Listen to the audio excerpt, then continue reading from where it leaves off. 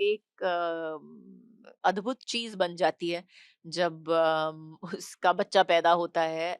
वो उसमें पता नहीं एक अंदरूनी शक्ति आ जाती है सब कुछ करने के लिए। आप सो नहीं रहे हो, ठीक से खाना नहीं खा रहे हो, जो भी कर रहे हो और ऊपर-नीचे भाग रहे हो, सब कुछ मैनेज कर रहे हो, सिर्फ़ इस एक छोटी-सी नन्ही-सी जान के लिए। हमारी कहानी का ये जो मेन बेस है, वो भी यही है कि जब बच्चे पे बात आती है तो मतलब कोई रोक नहीं सकता है आपको। आपको पसंद आएगी, ना पसंद आएगी वो एग्ज़ाम बताएगा। लेकिन माँ की कसम है मैं अच्छी पिक्चर बनाई है। बहुत एक्साइटेड हूँ। मेरी पिक्चर थिएटरों में बहुत सालों के बाद आ रही है and I am very happy to say that 30 odd years के बाद जो है काम करते हुए I think I am really happy that I have a film coming to the theatre screens. Romantic movies में देखा है, रॉम कॉम्स में देखा है, एक अलग अवतार आपका देखने मिलेगा। क्या कहना चाहेंगे ऑडियंस? मैं इतना ही कहूँगी कि इट इज़ हर एक्टर को हर बार अपने आप को रीइन्वेंट करना ही पड़ता है। और इसमें भी मैंने कोशिश की है कि मैंने कभी सोचा भी नहीं था कि मैं हॉरर पिक्चर करूँगी भी। और माँ की शुरुआत वहाँ से हुई थी एक्चुअली। हमने जब स्क्रिप्ट लेवल पे सुनी थी कहानी, तो हमें लगा कि नहीं कि हम एक हॉरर पिक्चर बना रहे हैं, हमें लगा कि हम एक थ्रिलर बना रहे हैं।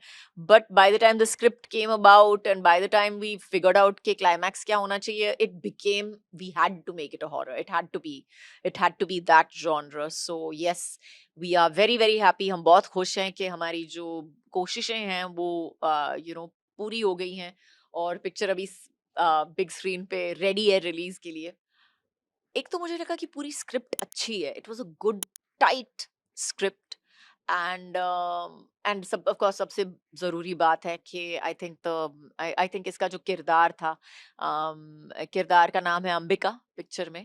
और हम काली माँ के बारे में बात कर रहे हैं। तो जहाँ से कहानी शुरू होती है, I am a big mythological buff, I love mythology. हमारी जो इंडियन माइथोलॉजी है, हमारे पास कितनी कहानियां हैं। तो I think it was one of my favourite stories. So I think that's the reason basically.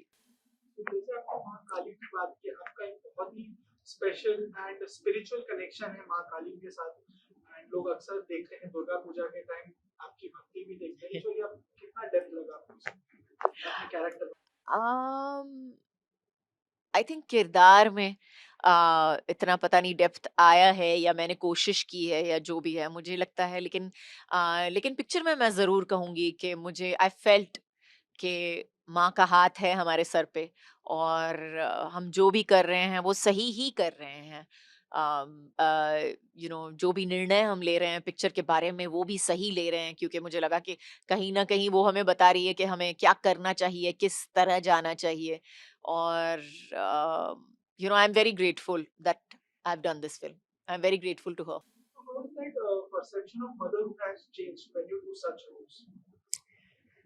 I don't think my perception has changed at all. I think माँ जो होती है वो एक अद्भुत चीज बन जाती है जब उसका बच्चा पैदा होता है। वो उसमें पता नहीं एक अंदरूनी शक्ति आ जाती है सब कुछ करने के लिए।